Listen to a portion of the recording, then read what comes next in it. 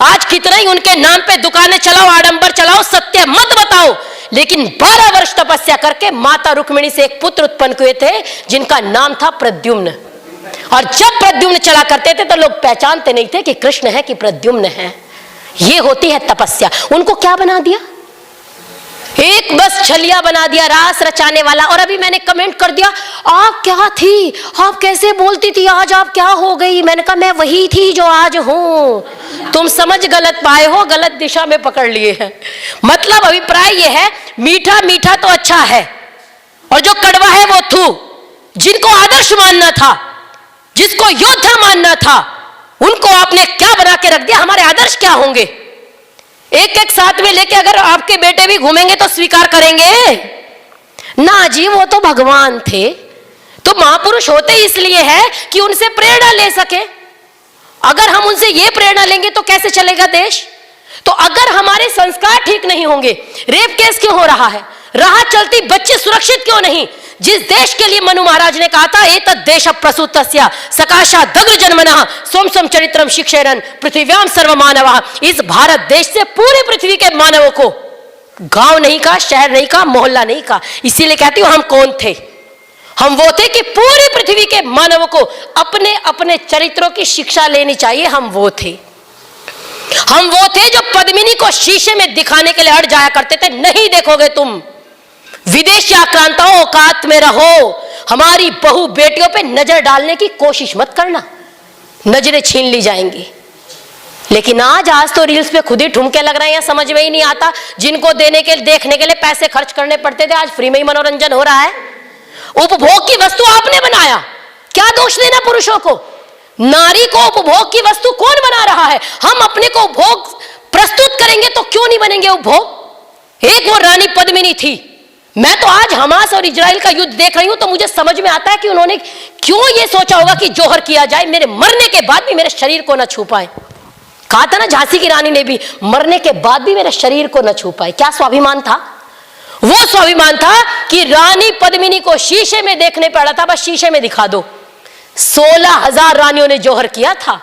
आज बकवास करते हुए फेसबुक की दुनिया में बोल तो देते हैं जोहर कायरता थी। मैं कहती हूं मोमबत्ती में जरा हाथ तो लगाओ, फिर बताएंगे जोहर क्या था।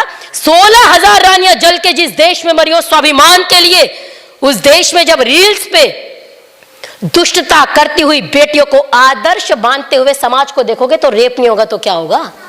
बात कड़वी है, लेकिन याद रखिए, ज्यादा मीठा खाने से शुगर हो सकता है, इसलिए नीम का काम भी जरूरी है। तो ये रील्स जो हम चला रहे हैं, क्या संस्कार देंगे बच्चों को? क्या समझाएंगे बच्चों को?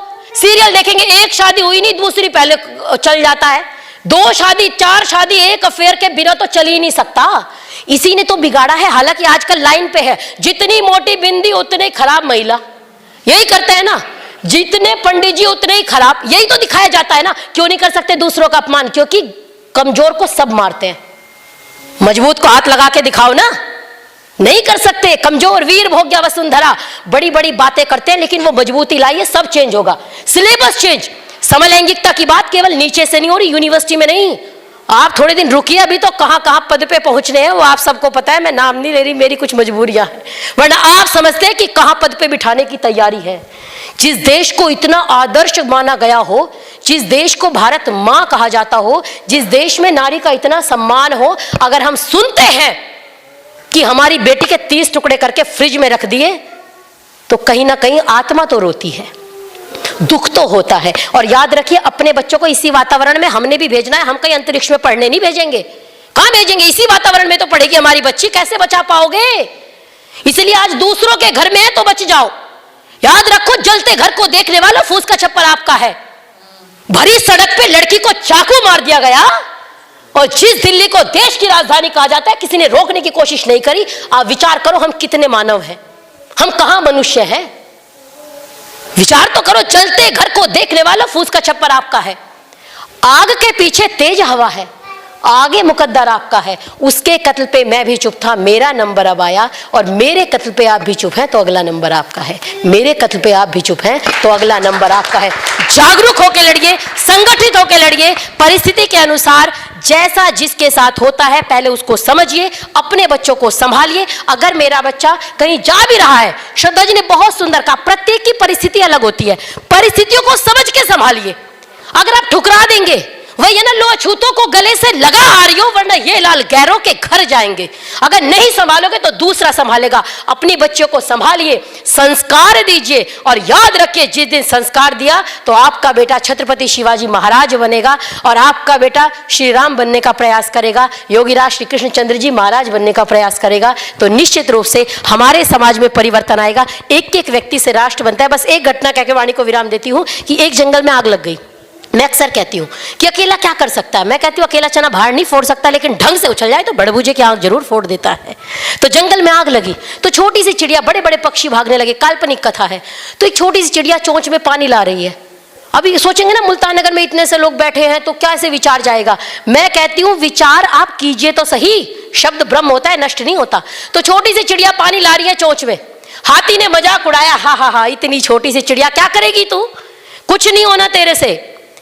उसने कहा नहीं, मैं इस जंगल में रही हूं, मैंने इसको गंदा किया है। जब इस जंगल का इतिहास लिखा जाएगा तो मेरा नाम आग लगाने वालों में नहीं, आग बुझाने वालों में आएगा। तो हमारा नाम आग लगाने वालों में नहीं, आग बुझाने वालों में आए। उसने कहा मैं बहुत छोटी, हो सकता है नाम भी ना आए, लेकिन अगर नाम भी नहीं आएगा तो आत्मा और परमात्मा से मैं नजर मिला के कहूंगी, जब मेरा देश चल रहा था, जब मेरा समाज चल रहा था, तो मैं लड़ी, संघर्ष किया। तो हम सभी संघर्षशील हों तो निश्चित रूप से परिवर्तन होगा। मंजिल मिले ना मिले, याद रखिए, मंजिल मिले ना मिले कोई बात नहीं, मंजिल की जुस्तजू में अपना कारवां तो हो, मंजिल की जुस्तजू में अपना कारवां तो हो। धन्यवाद।